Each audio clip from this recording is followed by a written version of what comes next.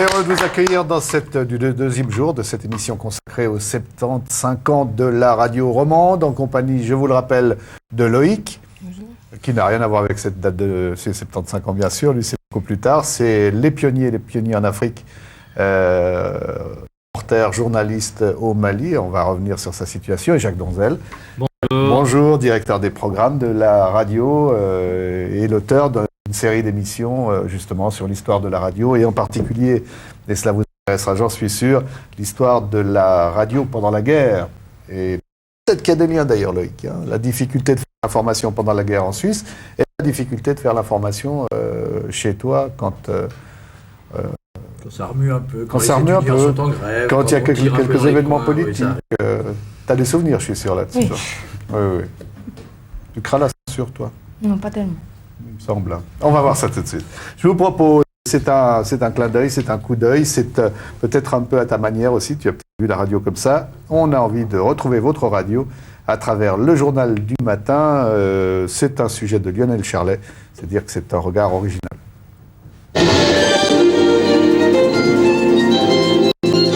Emmanuel Drevon. Élection présidentielle en Serbie, le scrutin a été invalidé, le taux de participation étant inférieur à 50%. Un camouflet pour l'ancien Le président. 5-9 de la première, ça fait environ 70% du taux d'écoute global d'une journée de la radio suisse romande. C'est énorme.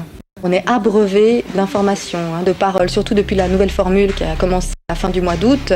On parle, on informe, on répète les infos toutes les demi-heures. Quand il n'y a pas un journal, il y a le rappel des titres. Quand il n'y a pas des commentaires, il y a des modules. Enfin, ça n'arrête pas. On donne tout de suite une présence très très forte, tout de suite à partir de 5 heures du matin.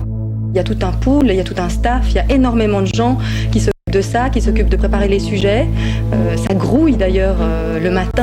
Ici, il y a pas mal de gens qui travaillent déjà depuis très très tôt, puisqu'ils arrivent à 3 heures du matin. C'est un travail d'équipe. Dans le Boeing, c'est comme ça qu'on appelle ces nouveaux studios. Tout est vitré, c'est-à-dire qu'on peut voir pratiquement sur toute la surface, chacun dans sa petite bulle en verre, et tout le monde tape sur ordinateur. Bon, c'est vrai que c'est une ambiance très studieuse, très sérieuse. C'est un monde de transparence, oui, enfin, qui en tout cas voudrait bien l'être. Quand j'arrive à 5h moins le quart le matin, le mot d'ordre c'est il faut être de bonne humeur parce que l'horaire est déjà tellement difficile que s'il n'y a pas une bonne entente entre tous les gens, ce serait impossible. On est en avant. Il est 7h moins 1 minute, vous écoutez Radio Suisse Romande. La première, voici le titre de votre journal. Il y a beaucoup de catastrophes, beaucoup de morts, tout ça, alors ça me tombe un peu dessus. Et franchement, moi je trouve qu'il y a tellement de choses graves qui se passent, il y a tellement de choses ennuyeuses dans la vie, que la meilleure façon de les faire passer, c'est de ne pas se prendre au sérieux. Et je vais annoncer les nouvelles, même s'il y a des choses qui m'énervent, s'il y a des choses, j'aurais envie de faire des petits commentaires des fois. Moi je suis là pour faire des relances et pour mettre une jolie voix dans les flashs d'information. Puis je vais essayer de dire des choses, des petites choses, mais des choses importantes.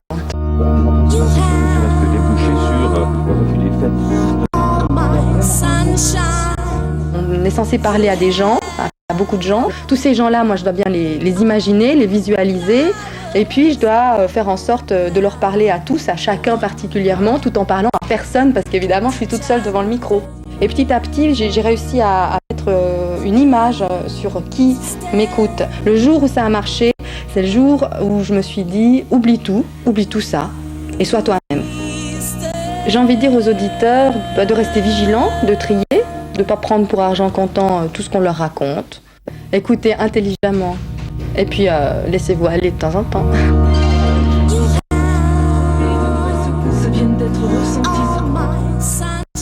Alors, pas prendre pour argent comptant tout ce qu'on leur raconte, d'accord avec Cécile Schmitt? Oui, je pense que les gens sont suffisamment adultes et suffisamment critiques pour faire la part des choses, mais je crois aussi qu'ils ont besoin de points de repère. Ces points de repère, ils les trouvent le matin en particulier. Le matin, vous l'avez vu, c'est la radio de la vie. C'est ce qu'on appelle en télévision le prime time. C'est là que nous faisons le plein d'auditeurs. Et c'est là aussi que je crois que la radio trouve sa véritable dimension dans la vie quotidienne. Est-ce que vous, qui êtes aujourd'hui directeur des programmes, vous n'auriez pas envie de temps en temps d'être dans l'équipe et reprendre le micro? Ah oui, ça m'arrive de temps en temps, bien sûr. Je suppose, hein. Oui, bien sûr. Et Bien comment sûr. vous résolvez ça? Écoutez, il faut faire la part des choses là aussi, et je crois qu'on ne peut pas toujours être entraîneur et en même temps entraîneur-joueur, et que pour placer les bons joueurs au bon endroit. Et pour qu'ils marquent des buts, il faut peut-être avoir un peu de recul et se trouver sur le banc de l'entraîneur. Et comment est-ce que vous écoutez, vous, la radio le matin? Dans votre bureau, en vous rendant au travail? Chez moi, dans les premières heures. Ensuite, dans mon bureau, bien sûr. Et je dis que la radio du matin est forcément ce qu'on peut attendre, disons, de plus complet d'un service radiophonique. Et ça, depuis un certain nombre d'années. Et c'est aussi la force de la radio dans sa spécificité, l'imaginaire. Et l'indépendance d'interprétation par rapport à l'image qui vous apporte tout. Alors, départ en Afrique. Loïc, tu nous racontes, toi, comment tu fais de l'information. D'abord, il faut rappeler aux téléspectateurs, comment s'appelle ta radio? C'est Radio Kaira. Radio Kaira, c'est une radio dans Ça veut dire la Voix du Bonheur. La Voix du Bonheur. Toi, dans La Voix du Bonheur, tu as quel genre d'émission? C'est plutôt une émission musicale et une autre d'information. Quand tu parles d'information, c'est une information qui s'adresse à qui? À tout le monde, en fait. À tout le monde. Mais ce qui est original, peut-être, c'est que c'est des enfants, enfin des jeunes qui disent certaines choses qu'on ne s'attend pas. Alors, quand tu vois des images comme celles qu'on vient de voir, hein, il y a beaucoup de techniques, il y a beaucoup de gens, il y a beaucoup d'ambiance. Au fond, ça te fait envie? Tu te dis, moi, j'aimerais retrouver ça chez moi, ou c'est un monde étranger? Ça fait très envie parce que quand on voit, on n'a qu'un seul journaliste sur la radio, il fait tout seul.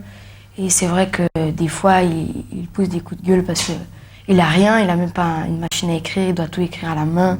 Il fait 3 reportages en une journée. C'est vrai que ça donne envie d'avoir une équipe avec les derniers appareils informatiques pour travailler. C'est vrai que ça donne envie, mais en même temps, je crois que c'est un peu trop. Mais en même temps, c'est le même principe, hein, c'est la même base. Finalement, c'est la radio utile à chacun le matin. On veut savoir le temps qu'il fait, on veut connaître les informations. On a à peu près les mêmes ingrédients. Mais quand tu dis que c'est un peu trop, pourquoi? Parce que utiliser autant d'argent pour des auditeurs, c'est bien, mais utiliser autant d'ordinateurs, gaspiller au fait. Quand on voit le nombre de kilos de papier de préparation pour les émissions qui seront jetées à la poubelle 5 minutes après, c'est pas aussi très écologique. Et je trouve que c'est pas la peine. Ouais. Et aussi, ce stress, ils sont complètement stressés alors qu'ils ont pratiquement rien besoin de faire, c'est les machines qui font le plus gros du travail. Vous voyez un peu le ton de son émission, ça va. Hein? Il y a une petite chose que j'aimerais que tu ajoutes aussi pour que les gens comprennent bien. Ah, c'est en effet le côté puissant de la radio romande et argentée, de la radio romande te frappe, mais pour mieux qu'on comprenne. Tu nous dis juste, par exemple, ce que toi, tu gagnes en faisant, je ne sais pas, par exemple, une journée d'émission. Combien tu gagnes? En général, je gagne 6 francs. 6 francs suisses. Pour faire 8 heures d'émission. Le journaliste professionnel dont tu parlais tout à l'heure, combien il gagne à ton avis? Oh, je sais pas. Pas beaucoup. Mais peut-être assez bien, mais il est quand même logé, nourri par la radio, donc ça va. Et de temps en temps, on le paye, c'est ça que tu voulais dire? De temps en temps, voilà. Quand tu as 6 francs, t'en fais quoi? Je sais pas, je mets de l'essence dans ma mobilette, ou bien... Je sais pas, Est-ce qu'il y a, par exemple, de l'argent qui est réservé pour le moment où tu pourrais partir en reportage? Non. En tout cas, sur ce que je gagne sur les 6 francs, non. Mais j'ai toujours un peu d'argent chez moi que j'économise, qui peuvent servir.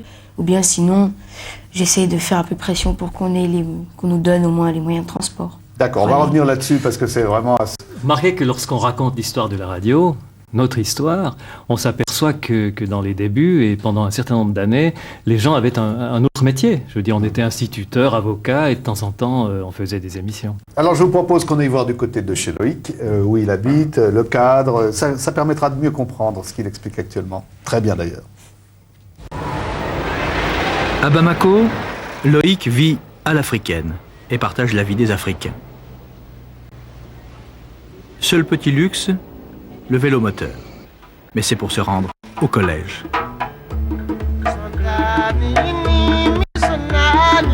Voilà 10 ans déjà que Loïc a découvert l'Afrique pour la première fois, avec ses parents et sa sœur, venus rendre visite à des amis africains rencontrés à Genève.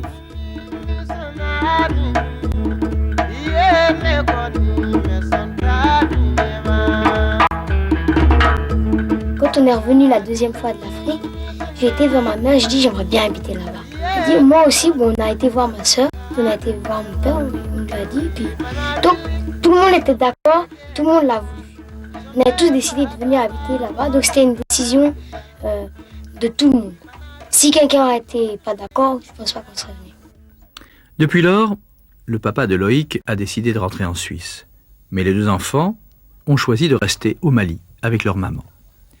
Ils vivent désormais à une vingtaine de kilomètres de Bamako, dans une maisonnette extrêmement modeste qui ne dispose ni d'électricité, ni de téléphone, ni même d'eau courante. Une petite sœur à la peau ambrée est venue s'ajouter aux deux enfants blancs, et dans ces conditions apparemment très précaires, Loïc et Sarah semblent parfaitement heureux. Ça te manque un peu cet endroit-là maintenant? Si. C'est vrai? De plus en plus. Il y a combien de temps que tu es là en Suisse? Bon, ça fait depuis le 13 septembre. 13 septembre, et là tu te dis, tu vas rentrer bientôt. Ouais. D'ailleurs, Alex, hein, c'est une chose qu'on s'est dite ce matin, on va pas le laisser repartir comme ça quand même. Il y a du matériel qu'il pourrait emmener, il y a peut-être des... Ouais, je pense que, d'après ce que j'ai vu, mais Loïc, tu pourras me contredire, ce qui me semble manquer, qui ne représente pas grand-chose pas en poids et même en valeur, je pense qu'il faudrait 2 ou 3 petits lecteurs de compact disques, parce que vous avez des compact disques, mais pas de lecteurs pour le faire, vous n'avez que des lecteurs de cassettes, c'est quand même un peu moins bon. Et puis lorsque j'y étais, je crois que ça n'a pas beaucoup changé, il y avait un micro pour l'ensemble des émissions, ça ne fait pas beaucoup, s'il tombe en panne ou si on le fauche, ben, il reste rien. Quoi. Voilà. Alors, j'imagine qu'on devrait pouvoir trouver... On a un numéro de téléphone pour ça, mais on devrait pouvoir trouver 2-3 choses quand même. Hein, tu as droit à combien de kilos de bagages pour repartir? 23. 708 99 00, on va lui remplir ses bagages avant qu'il parte. Mais tu restes quand même avec nous jusqu'à la fin de la semaine. Oui, oui. Tu t'ennuies pas trop, ça va? Non, ça va. Ça va, alors on est rassurés. Avec vous, on va parler de cette période qui va t'intéresser parce qu'elle est justement aussi pleine d'enseignements, la période de la radio lorsqu'elle a dû passer par un temps de guerre. Auparavant, j'ai un message à faire passer quand même. Hier, nous avons reçu Colette Jean avec un succès extraordinaire, un courrier ce matin qui était digne d'un ministre. La première question que j'avais envie de vous poser, Colette Jean, si elle était disponible, vous pensez qu'elle aurait une place à la radio ou qu'il y aurait un espace pour elle? Ou à la télévision peut-être d'ailleurs. Écoutez, je ne sais pas si on fait 2 carrières. Je crois qu'il vaut mieux s'en aller lorsqu'on vous regrette un peu. Mais en tout cas, je peux dire que Colette Jean, comme d'autres, constitue un modèle incontestable. Et je pense que les jeunes peuvent s'inspirer de ce qu'a été la carrière de Colette Jean. Mais surtout aussi, je crois que les jeunes peuvent constater à quel point l'enthousiasme est intact. Et surtout, je crois que, pour l'avoir vu hier, Colette Jean développe une vérité qui est une vérité essentielle en radio, à savoir que c'est toujours quelqu'un qui parle à quelqu'un et qu'on est toujours à l'écoute des autres et que cette attention, notamment de sa part, lorsqu'elle était au téléphone avec des auditeurs, cette attention très soutenue, je dirais très particulière, est quelque chose qui est précieux et qu'il faut développer. Alors, elle nous a fait vraiment plaisir hier, puisque n'est-ce pas, Loïc? Elle était extraordinaire, hein, vraiment. Alors, elle a récité un certain nombre de poèmes, mais il fallait bien le préciser, elle souhaitait qu'on le précise aujourd'hui. Le premier poème que nous avons choisi lorsque refleurissent les roses, eh bien, ça n'était pas d'elle, c'était un texte de Raymond Assaut. Alors voilà, on a rendu justice, et puis on se réjouit de la revoir, parce qu'elle nous manque, hein. Elle était vraiment extraordinaire. Alors, on va se replonger dans l'ambiance de la période dont vous allez nous parler. Et puis, comme elle chantait hier, eh bien, on a choisi quelqu'un qui chante aussi. C'est Joséphine Baker. Deux amours, mon pays Paris, part toujours, mon cœur est ravi. Le voir un jour, c'est mon rêve joli. J'ai deux amours, mon pays.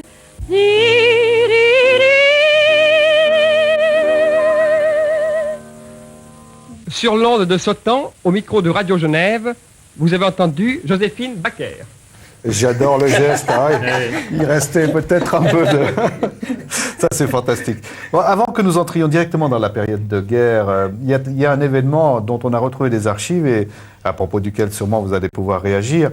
C'est cette fameuse année de 1939, service des sports, grand sportif et grand commentateur sportif Scripps, et un match qui va rester dans les mémoires de tout le monde. On l'a déjà évoqué une fois ou deux d'ailleurs dans le cadre de cette émission, puisque M. Valachek est venu nous voir. C'est le fameux match entre l'Allemagne et la Suisse. Ça vous rappelle quelque chose, 1939, les championnats du monde à Paris? Oui, ça me rappelle, enfin pas personnellement. J'ai connu Marconi, mais pas à cette époque-là. Ça me rappelle l'époque où la radio était considérée comme une concurrente par rapport à la presse écrite, et où, par exemple, aux Jeux Olympiques de 1924, sauf erreur à Paris, il y a un reporter radio qui décrit les matchs. Il y a un match notamment entre la Suisse et l'Uruguay. Il est expulsé par ses confrères de la presse du stade parce que c'est un concurrent. Alors il trouve le moyen de faire le reportage à partir d'un ballon qui s'envole et qui parcourt le stade, et il décrit le match ainsi. Mais c'est vrai qu'en 1939, par exemple, la presse écrite voyait d'un très mauvais œil l'arrivée des reporters sportifs sur les stades. Bien sûr. Et puis ce match dont vous allez voir quelques extraits est resté dans les mémoires, parce qu'en plus c'est la Grande Allemagne et c'est la Petite Suisse, et la Petite Suisse va avoir l'outrecuidance de battre la Grande Allemagne sous les yeux éblouis de Squibs et d'un certain nombre de spectateurs, naturellement. Allô, je vais avoir le plaisir de vous radiodiffuser le 25e match international de football qui mettra en présence les équipes de Suisse et d'Allemagne. Les Suisses qui entrent seulement maintenant sur le terrain seront à ma main gauche dans leur maillot rouge sang et cuissette blanche également.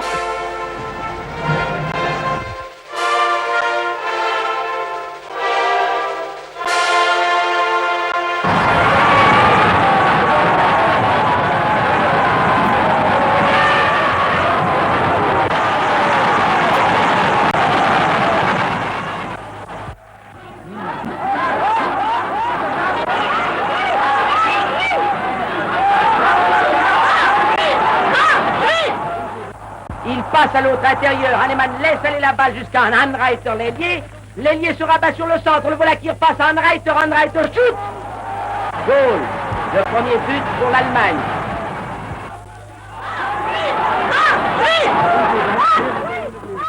Voilà, tenez bien les pouces, mes petits gars, bravo. Une deuxième fois la même chose. Goal! Yo!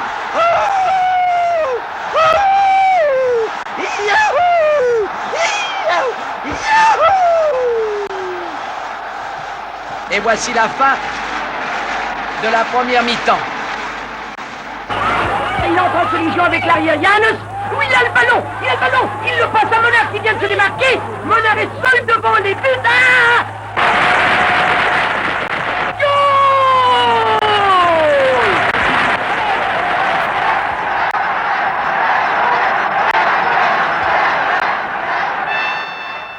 Alors on peut rappeler peut-être d'ailleurs un souvenir à ce propos. Tu sais, le joueur suisse qui va marquer le deuxième goal est venu nous voir ici, lui toujours, et nous expliquer quand le match a été terminé, eh bien ils ont décidé d'aller faire la fête et ils sont allés à l'ambassade de Suisse où ils ont mangé une choucroute, ce qui était quand même assez original à l'époque.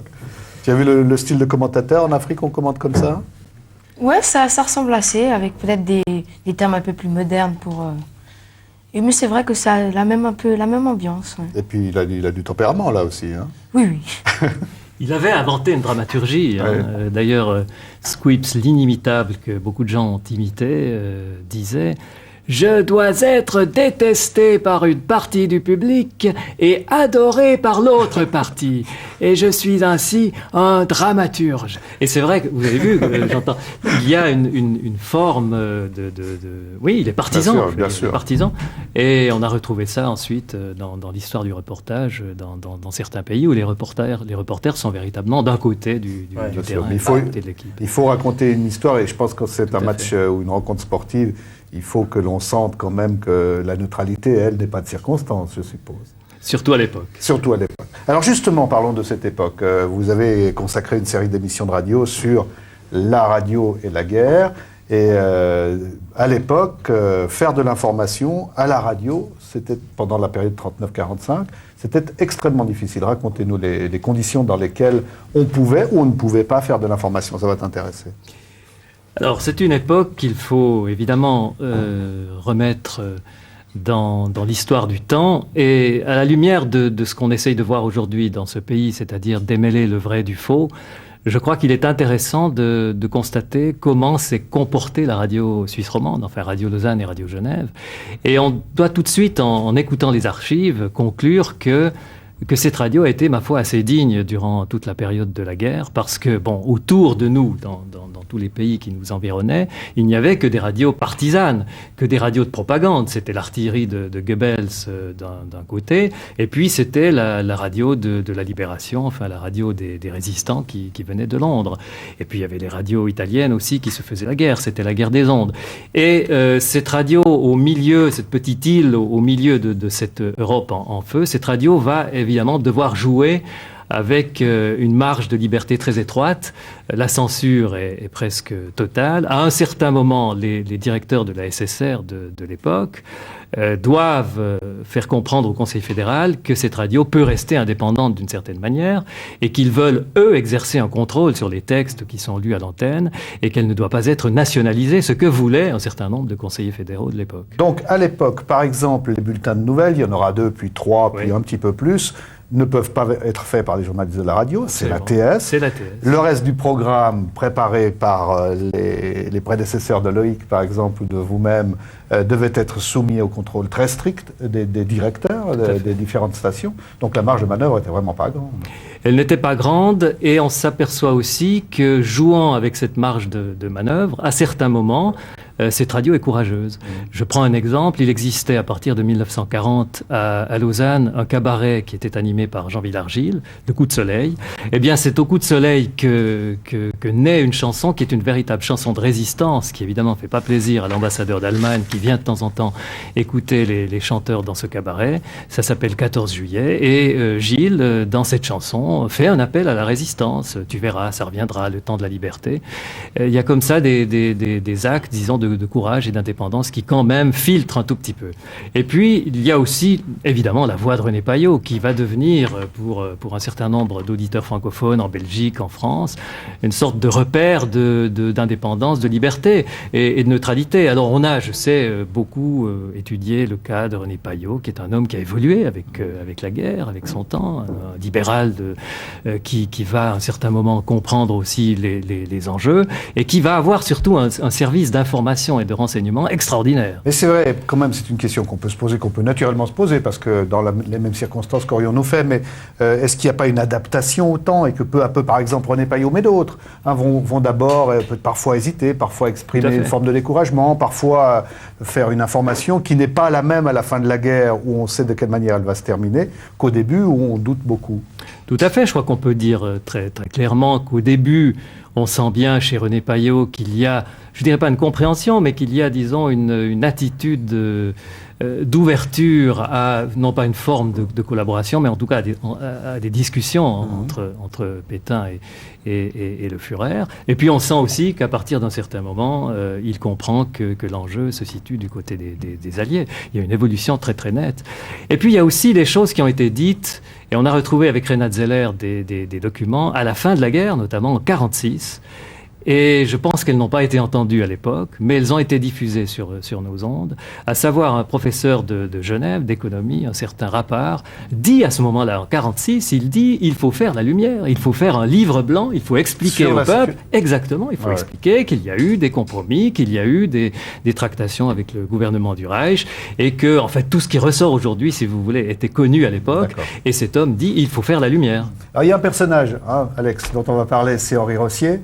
Oui, parce qu'en fait, c'est la voix de l'Agence télégraphique suisse, elle a duré encore plus longtemps, mais Henri Rossier était l'une des voix, puisque les voix ne partaient pas ni pour les nouvelles, ni de Genève, ni de Lausanne, c'était l'Agence télégraphique suisse à Berne, et en fait, même dans ce qu'elle avait d'extrêmement strict pour nous, elle était encore aux yeux, je crois, de l'ambassadeur d'Allemagne, presque trop partisane.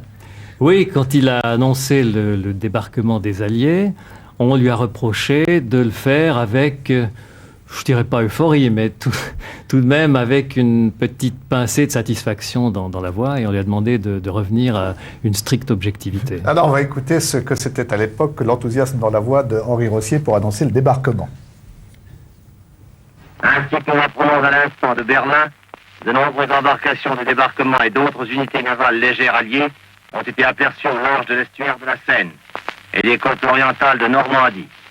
En même temps, on annonçait que sur la pointe septentrionale de la presqu'île normande, des parachutistes alliés atterrissaient ayant pour tâche de s'assurer la maîtrise de certains aérodromes afin de créer de l'espace pour des débarquements ultérieurs de troupes aéroportées.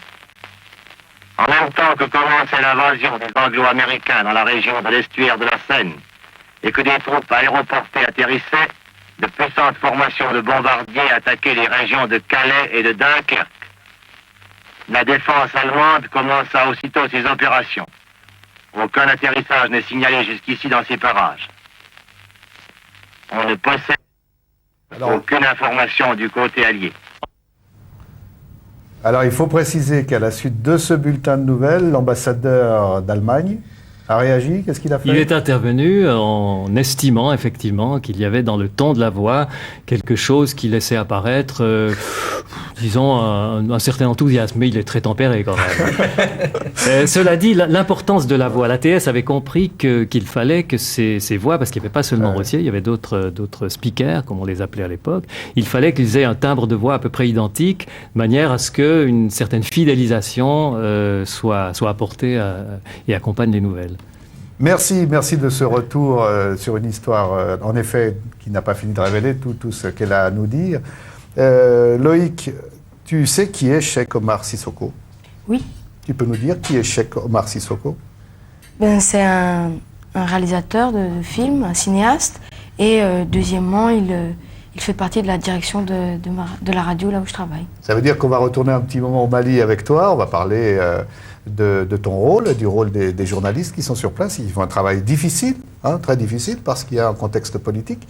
Alors on peut quand même préciser, tu l'as dit, en effet, Omar Sissoko, c'est un des plus grands réalisateurs actuellement en Afrique. C'est un homme qui a joué un rôle politique important dans les changements du Mali. Et Alex, vous l'avez rencontré?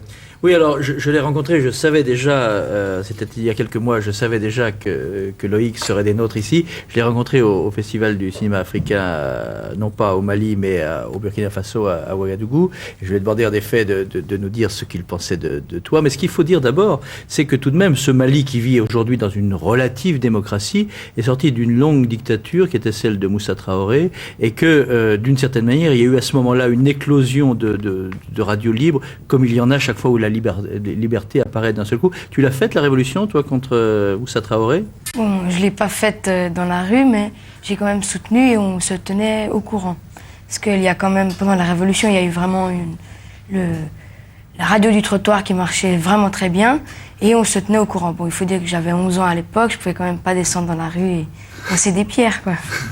Mais sinon, je l'ai vécu vraiment comme quelque chose de palpitant, parce que c'est vrai qu'on avait quand même des amis qui n'étaient pas d'accord avec ce gouvernement, donc on était quand même assez proches et on le sentait très bien.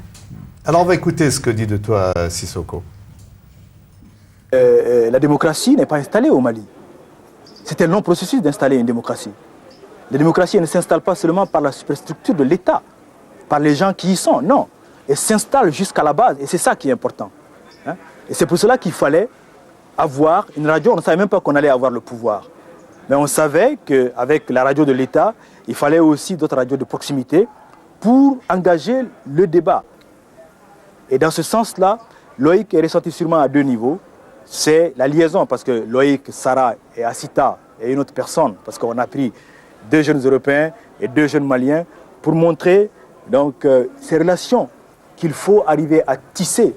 Cette incompréhension qui naît, Loïc, Sarah, Assita, et peuvent faire comprendre qu'il n'y a pas de frontières entre les peuples. Ça, c'est un. Deuxièmement, c'est l'esprit d'ouverture de Loïc, qui est vraiment un battant, donc peut amener ce changement de mentalité auprès d'une jeunesse malienne qui n'a pas tous les horizons que quelqu'un comme Loïc a. Et je vois que cette transformation qu'il est en train de donner à son émission, pas seulement l'animation, parce que Loïc ne fait pas que de la musique. Loïc parle des enfants, des problèmes que les enfants connaissent, les problèmes de maladie, les problèmes de famille, les enfants dans la guerre. Et il veut travailler à faire changer la mentalité des adultes.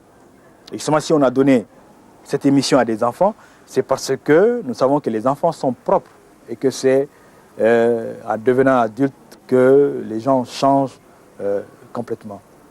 Dans ce cadre-là, Loïc est vraiment perçu comme un Bamakois. Un Bamakois. Ça fait plaisir quand même. Hein. Ah oui. Ah, dis donc, quel compliment là. Oui, pour moi, c'est un compliment. Oui. Quand tu dois faire des choix il dit tout à l'heure, les enfants sont propres, hein, dans le sens où ils disent les choses. Raconte-nous les moments où c'est quand même un peu risqué de faire de l'information au Mali. Bon, les moments risqués, c'est lorsque politiquement ça ne va pas, et lorsqu'on prend un sujet un peu brûlant, quoi. Donc justement un sujet politique, ou bien même il peut être risqué par exemple de parler mal de l'État s'il y a des problèmes politiques. Et tu as déjà eu des menaces? Tu as déjà eu des gens qui t'ont dit qu'il faudrait peut-être songer à s'amuser différemment? Des gens m'ont conseillé de me calmer. Je crois que c'est le meilleur terme à utiliser, parce que c'est vrai que je suis quand même quelqu'un qui prend à cœur les choses, et je m'échauffe souvent. Tu te rappelles d'un ou deux sujets qui ont fait problème? Oui, il y avait des problèmes de grève estudiantine, et on avait parlé avec notre équipe pour les raisons, comment on pourrait changer tous ces problèmes. Et l'ami qui était avec nous, son père lui a dit le lendemain, c'est terminé. Tu ne fais plus notre émission, et il est parti. Est-ce qu'il est arrivé déjà qu'on cherche à détruire le matériel ou à vous menacer physiquement ou à brouiller? Brouillé une certaine voilà, période. Il y a des brouillages lorsqu'il y a le journal. Ah oui. Parce qu'on est quand même une radio, on essaie de donner les informations les plus justes. Et comme on n'a pas peur de s'engager, alors on dit vraiment ce qui se passe, parce que les autres radios ont tendance quand même à être plus calmes et à se mettre plus du côté de l'État. Donc on a vraiment une radio politiquement très engagée, et même socialement très engagée. Donc on essaie toujours de dire la vérité. Donc c'est une radio très écoutée lorsqu'il y a des problèmes, mais il nous brouille avec d'autres appareils qui fait ou du bruit ou bien du silence complet. C'est pas ça qui va te décourager? Non, pas vraiment. Ou bien sinon, ils coupent le courant aussi, l'électricité, ou bien ils ont saboté aussi la radio. Ouais. Tu peux expliquer à Jacques Donzel quel est un peu le matériel dont vous disposez? On a dit un micro, un téléphone, c'est ça pour toute la station, hein? Oui, un téléphone, on a un micro, bon, des fois on en a 2 ou 3, ça varie, et on a une table de mixage de 12 pistes, et en général nous travaillons avec 2 decks pour mettre des cassettes, et c'est tout. Sur ce plateau, il y a monsieur et madame Robert. Je crois que vous pourriez prendre juste votre micro qui est devant vous, parce que vous êtes directeur d'école ici en Suisse. Vous avez un lien très fort avec le Mali, avec l'Afrique, en particulier avec le Mali, pour des questions de coopération pédagogique. Quand vous entendez Loïc parler comme ça, il vous semble que ça correspond à la réalité, ou vous êtes surpris? Non, alors, je parle aussi au nom de ma femme, mais... Enfin, je pense. Écoutez, ça vous réglez après. Hein, non, mais ça me semble vraiment une réalité, parce que nous avons commencé notre projet de coopération pédagogique en 1991. Donc, juste après la Révolution, il y a eu les journées de juillet, qui étaient des journées difficiles. On était à Bamako. On sent que, comme on disait il y a un petit moment, il y a une démocratie qui est en place. Mais c'est pas facile de vivre une réelle démocratie. On a 700 ans de différence avec le Mali.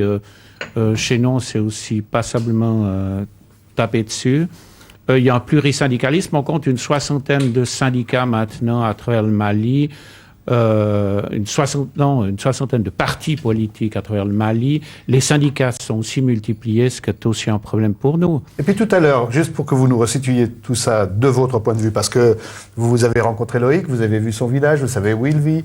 Tout à l'heure, il disait je gagne 6 francs par jour pour faire ma radio. Je touche 6 francs, et encore lui touche son salaire, certains ne le touchent pas. On est d'accord? Donc, est-ce que c'est un chiffre qui vous surprend, vous? Non, je trouve qu'il est bien payé. Et c'est vrai. C'est vrai, hein? Oui, un enseignant gagne au Mali entre 120 et 150 francs. Un conseiller technique de ministre gagne 200 francs suisses par mois. Je trouve qu'il a un salaire tout à fait honnête. Et puis, il a une chance, c'est que lui, il est payé. Alors, au Mali, les enseignants sont payés effectivement, mais depuis une année régulièrement. Et vous me disiez juste en arrivant au studio qu'à partir de combien d'élèves on dédouble une classe? Alors, dans le règlement, à partir de 110, on a le droit de dédoubler une classe. Mais alors, on fait 2 vacations. On ne fait pas 2 classes, mais on fait 2 vacations. C'est-à-dire que l'enseignant prend la moitié de ses élèves le matin et la moitié en fin de journée. Pour le même salaire, à peu près. Merci de ce témoignage. Je crois que c'est important. Tu as quelque chose à ajouter, ça? Non, j'ai rien à ajouter, mais c'est vrai qu'on est très nombreux dans les classes. Et c'est très difficile pour certains élèves d'étudier. Oui. Tu es en quelle année? Là, sur le système français, je vais aller en première. Ah d'accord, donc en plus de la radio, tu vas devoir travailler tes examens là. Voilà. Très bien. Une autre chose, je pense que ça intéressera Jacques Donzel, avec les moyens dont tu disposes et dont disposent d'autres qui veulent faire des radios, qui veulent parler à la radio, réaliser des reportages, ils sont faibles. Et toi, est-ce que tu as déjà visité le Mali? Oui, j'ai visité les parties assez touristiques quand même du Mali qui sont peut-être dans les plus belles. Et j'ai vu d'autres villages comme ça qui ne sont pas du tout touristiques. Mais c'est vrai que j'aime beaucoup voyager dans le Mali, mais je n'ai pas souvent l'occasion de le faire. Et puis pas les moyens. Et pas les moyens non plus, oui. Parce que la mobilette, avec 6 francs dans le... Oui, en plus, je ne crois pas qu'elle ferait la route. Alors, je te propose qu'on regarde quelques images. Ce sont des images de chez toi. Ce sont des images du fleuve Niger. Et puis, tu vas nous commenter ça comme si tu étais désormais responsable et directeur de la télévision du Mali. Okay. Oui, là, on n'était pas ensemble, Loïc, mais je sais que tu y es passé aussi. On est à Mopti, sur le bord du fleuve. C'est d'ailleurs pas tout à fait le fleuve Niger. Le fleuve Niger est à 2 km. Et en fait, toi, la première fois où tu es allé là, qu'est-ce que tu as pensé? Que c'était le grand luxe, la joie ou une extrême pauvreté, vue avec tes yeux d'occidental arrivant? Bon, la première fois, donc ça devait être en 88 quand même. Donc quand on voyageait encore, quand on n'était pas encore installé en Afrique. Et on était justement passé par Mopti, donc cette ville. Et c'est vrai qu'il y a de fortes odeurs, une ambiance assez bigarrée. On voit beaucoup de monde. Et surtout là, c'est pas la partie la plus animée de la ville. Et c'est vrai que c'est quand même assez impressionnant. Et ce balai des pirogues sur le fleuve, c'est vrai que ça fait... On appelle cette ville la Venise d'Afrique. Et c'est vrai que c'est vraiment une plaque tournante de la pêche. Alors toi, j'aimerais bien que tu reviennes un petit peu là-dessus. Tout à l'heure, tu nous as dit, je commence vraiment à m'ennuyer de ce pays-là. C'est ton pays, au fond. Oui, c'est vrai, je me sens beaucoup plus malien que suisse maintenant, de plus en plus. Et à quoi tu sens ça? C'est la manière de gérer le temps, c'est la manière de travailler, c'est les contacts avec les gens, c'est quoi? Je sais pas, je crois que je me sens bien là-bas, je me sens bien avec les Maliens, et c'est peut-être quelque chose que je n'ai pas ici. Tu trouves qu'on manque un peu de contact? Beaucoup trop de contact, pas du tout. Dans la rue, tous ces gens tristes, ça donne envie de pleurer. Ouais. T'as eu, envie de pleurer en te disant, mais vraiment, c'est pas possible d'être aussi seul? Oui. Et surtout, c'est les personnes âgées qui me font encore plus de peine. Raconte un petit peu. De les voir comme ça, tout seuls, il n'y a personne qui leur sourit, ils ont l'air tristes, voûtés, et ils sont avec leur petit chien, ils leur parlent comme si c'était un humain. Je trouve que c'est pas normal, quoi. On devrait s'en occuper un peu plus, surtout qu'ils ont quand même une sagesse. Et ils peuvent nous apprendre beaucoup de choses. Chez toi, c'est pas pareil? Ah non, là-bas, on respecte beaucoup les aînés, comme je l'ai dit hier. On respecte les aînés, on les écoute, parce qu'ils ont quand même une certaine mémoire. Mais peut-être ça vient du fait que nous sommes dans une tradition orale. Donc les gens se souviennent beaucoup plus des histoires, des conseils, qu'ici, qu'en Europe. Il y a d'autres choses qui t'ont choqué depuis que tu es là? Oui, le gaspillage.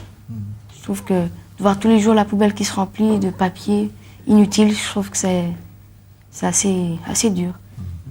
Et il y a une autre chose que tu me disais, mais on en reparlera peut-être demain avec des gens plus jeunes, mais que ce qui t'a le plus choqué en revenant ici après 2 ans d'absence, c'est de t'apercevoir que tous tes copains d'école étaient, comme tu dis, tombés dans la drogue.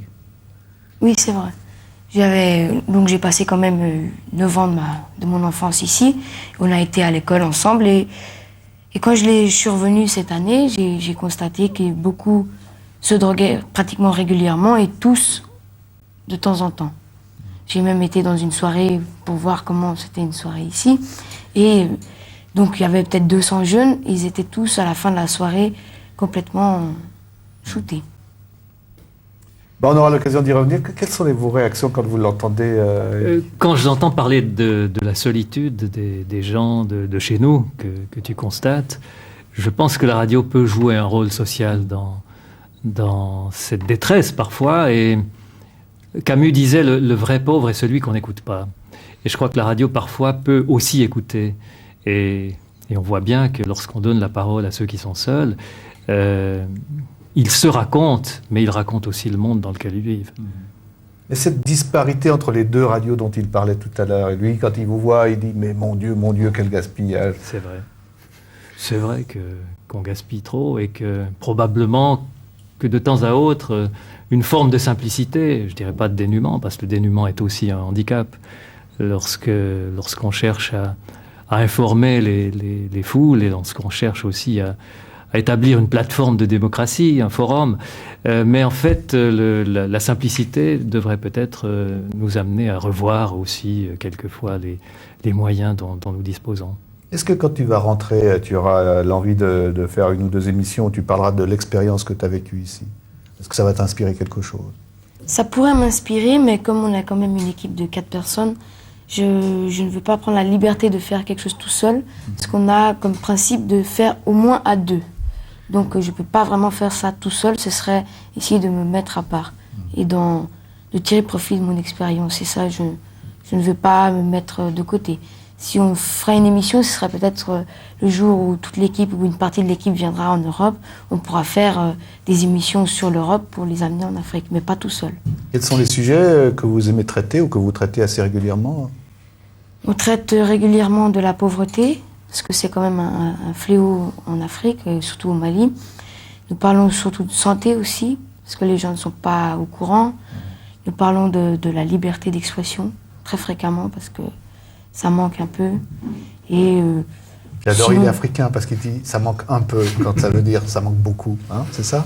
Oui, mais disons qu'on arrive toujours à tout dire, mais le seul problème c'est qu'on se pose la question, est-ce qu'à la porte on va pas m'attendre avec des menottes? Et surtout je suis un étranger et je suis quand même tributaire d'un visa qui peut gicler d'un jour à l'autre. Est-ce que de temps en temps, les gens viennent te dire on est drôlement content du travail que tu fais, on est drôlement content que tu aies eu le courage de dire ces choses-là, ou que ton équipe ait eu le courage de dire ces choses-là?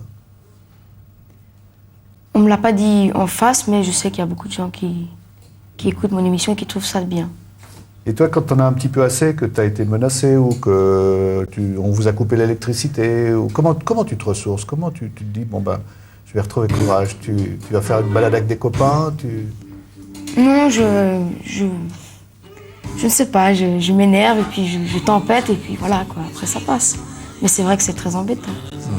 Et des fois j'aimerais bien aller voir le président et lui dire arrête de couper l'électricité ou bien fais dire d'arrêter de couper l'électricité. Est-ce que tu l'as déjà rencontré le président? Oui. Tu as eu le temps de lui dire quelque chose? Pas vraiment, non, il était un peu précis ce jour-là. Merci à toi. Je crois que c'est un bel exemple, comme là il y a de l'avenir. Hein. Il y a de l'avenir et puis il y a surtout chez lui cette vertu extraordinaire qui est la curiosité poussée à l'extrême. C'est-à-dire véritablement toujours aller plus loin pour voir un petit peu à quoi ressemble le monde et ceux qui l'habitent. Merci Jacques Donzel. On va continuer à la rencontre de votre radio, de vos radios au fond, tout au cours de la semaine. Demain, Alex, on va rapper un peu? Eh ben demain, on va être entre deux programmes, hein, puisqu'on va rapper un peu sur Couleur 3, et en même temps, on recevra ici en direct Claude Blanc et Émile Garda pour parler entre autres de Ouin Ouin, mais pas que seulement de ça. Et ça, d'une certaine manière, c'est la radio d'il y a 15 ou 20 ans, qui n'est pas forcément morte, et on l'a bien compris hier à travers Collet de Jean. Il y a un public qui n'est pas toujours âgé pour ce type de radio. Donc la convergence Couleur 3, Émile Garda, ça sera peut-être relativement explosif. Comme disait Loïc à propos de Collet de Jean, une sacrée mamie. Hein. Oui. Une sacrée mamie. Allez, merci.